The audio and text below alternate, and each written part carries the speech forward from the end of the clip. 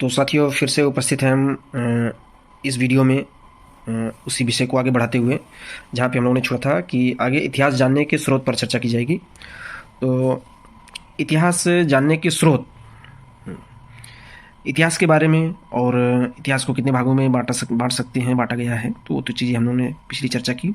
अब हम आगे चर्चा करेंगे कि इतिहास जानने के स्रोत क्या हैं, कैसे हम लोगों को इतिहास मालूम हुआ और ये जो हज़ारों साल पहले की बातें हैं, चीज़ें हैं, उनको हम सूक्ष्म दृष्टिकोण से और बहुत ही ये कहें कि स्पष्टता से जानने की कोशिश, एक एकदम तथ्यात्मक जानकारी कैसे मिलेगी कि वास्तव में यही है।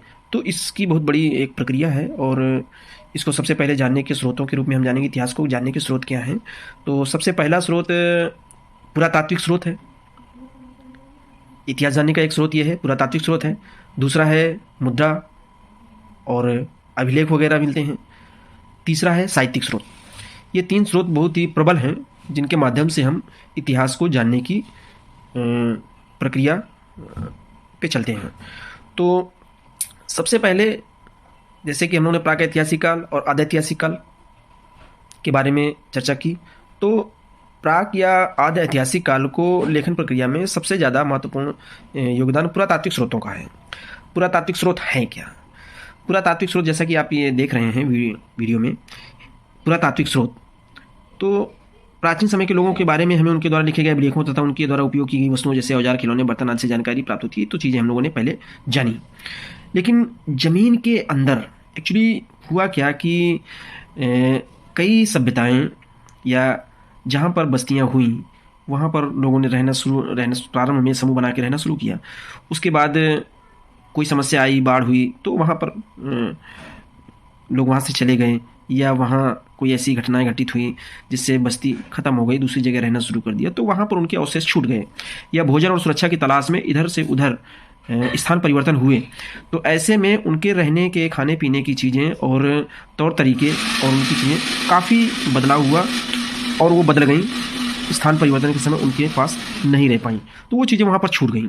ऐसी छूटी हुई चीज़ें परत दर परत बहुत सारी जगहों में आज भी उपलब्ध हैं, तो जिनको पुरातात्विक स्रोत के रूप में जाना जाता है। और इतिहासकार इन सब चीज़ों को,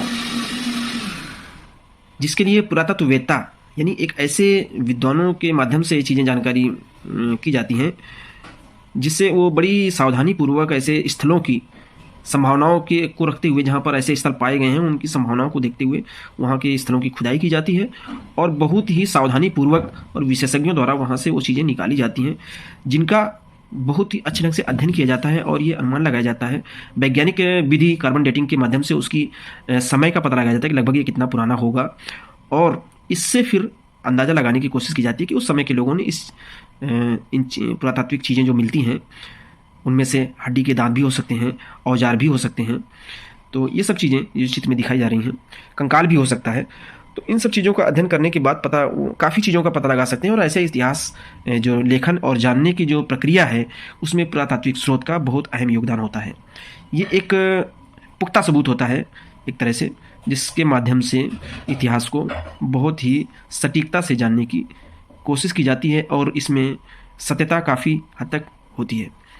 प्रमाणिक, जिसको कहते हैं प्रमाणिक माना जाएगा। पुरातात्विक स्रोत एक प्रमाणिक स्रोत होता है जो खुद अपनी उपस्थिति दर्ज कराता है और बताता है कि ऐसी संभावना हुई होगी कि शायद ऐसा हुआ होगा। तो हम लोग इतिहास को जानने के स्रोतों के बारे में, प्रारंभिक स्रोत जो था पुरातात्विक स्रोत के बारे में बात की। उसमें ज़मीन के अंदर बस्तियाँ दफनी थी, वो भी पुरातात्विक स्रोत के अंतर्गत आते हैं। जैसे हड़प्पा सभ्यता, सिंधु सभ्यता और मेसोपोटामिया की सभ्यता, बेबीलोनिया की सब, ये जितने भी प्राचीन सभ्यताएं हैं वो एक तरह से पुरातात्विक स्रोत के माध्यम से ही जानकारी मिलती है। जैसे मिस्र, ये देखिए, जैसे मिस्र देश में खुदाई से ऐसे ताबूत मिले हैं जिसमें मृत व्यक्तियों को कपड़े में लपेटकर उनके साथ खाने पीने की चीज़ें,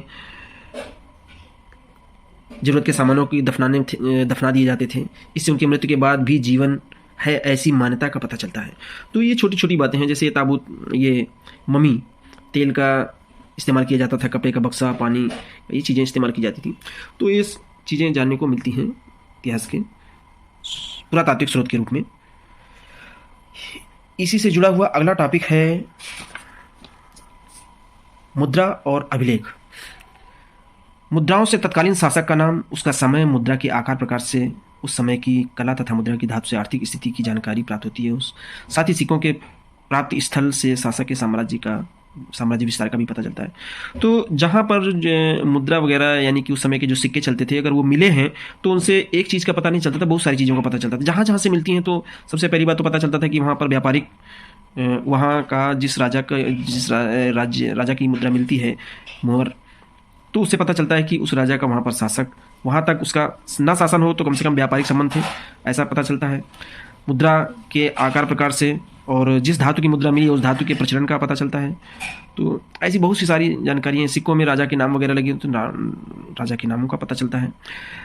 वहाँ जो सिक्के बने होते हैं उस किस प्रकार के बने हैं, कैसे बनाए गए हैं, ऐसी किस प्रकार की कला का प्रयोग होता है, तो उस समय की कला का भी पता चलता है। अगर मुद्राएं उत्कृष्ट हैं, अधिक मात्रा में मिलती हैं, तो आर्थिक स्थिति का भी पता चलता है। तो ये बहुत सारी चीज़ें हैं जो मुद्रा और अभिलेख से पता चलता है। तो जैसे गुप्त शासक कुमारगुप्त प्रथम को ये जो मुद्रा दी हुई है, तो ये गुप्त वंश के शासक कुमारगुप्त प्रथम को इस मुद्रा पर घुड़सवारी करते हुए दिखाया गया है। तो इससे ये पता चलता है कि एक जो शासक था, राजा था, वो अच्छा घुड़सवार था। इस प्रकार मुद्रा भी इतिहास लेखन में महत्वपूर्ण योगदान देती है। इसी को देखकर आप क्या पता कर सकते हैं, बताइए। अब आते हैं अभिलेख जो मिले हुए हैं। जैसे ये लुम्बिनी अभिलेख है। लुम्बिनी एक ऐसी जगह है जहाँ पर बुद्ध यानी सिद्धार्थ का जन्म हुआ था, और वहाँ पे ऐसी एक लुम्बिनी अभिलेख सम्राट अशोक के समय ये लिखाया गया। तो ये अशोक के रुमिनदेई अभिलेख का अंश है, जो लुम्बिनी, जो इस समय नेपाल से है, वहाँ पर प्राप्त हुआ है। तो इस अभिलेख में अशोक ने यह घोषणा की कि लुम्बिनी में उपज का 8वां भाग कर के रूप में लिया जाएगा। इससे ये पता चलता है कि जो कर के रूप में उपज का 8वां भाग लिया जाता था, तो उस समय की राजकीय जो आय का स्रोत था वो टैक्स था। टैक्स के रूप में उपज का 8वां भाग लिया जाता था, इससे ये पता चलता है। और ये लिपि ब्राह्मी लिपि बताई जाती है, और नीचे इसको दर्शाती है देवनागरी लिपि कि ब्राह्मी लिपि का देवनागरी लिपि में क्या लिपि होगी। तो इसमें जैसे दे लिखा है तो दे के ऊपर ब्राह्मी लिपि में क्या है, और आ लिखा है, आ का ब्राह्मी लिपि में ऊपर लिखा हुआ है, और गा का ब्राह्मी लिपि में ऊपर क्या है, तो ये सब दिखाया गया है। तो इस प्रकार ये पुरातात्विक स्रोत और मुद्रा और अभिलेख के स्रोत इतिहास के लेखन में और इतिहास को जानने में हमारी बहुत ही अहम मदद करते हैं। तो इनका बहुत गंभीरता से समझना चाहिए हमको और अध्ययन करना चाहिए, तो हमें इतिहास के विषय में काफ़ी अच्छी समझ विकसित होगी। तीसरा आता है साहित्यिक स्रोत। साहित्यिक स्रोत के बारे में बात करने से पहले ये वीडियो बड़ा ना हो, इसलिए मैं चाह रहा हूँ कि साहित्यिक स्रोत की चर्चा हम लोग बाद में करेंगे। एक व्यू दिखा देता हूँ। इसके बाद हम लोग अगली वीडियो, नेक्स्ट वीडियो में हम साहित्यिक स्रोत को पूरा कवर करेंगे। धन्यवाद।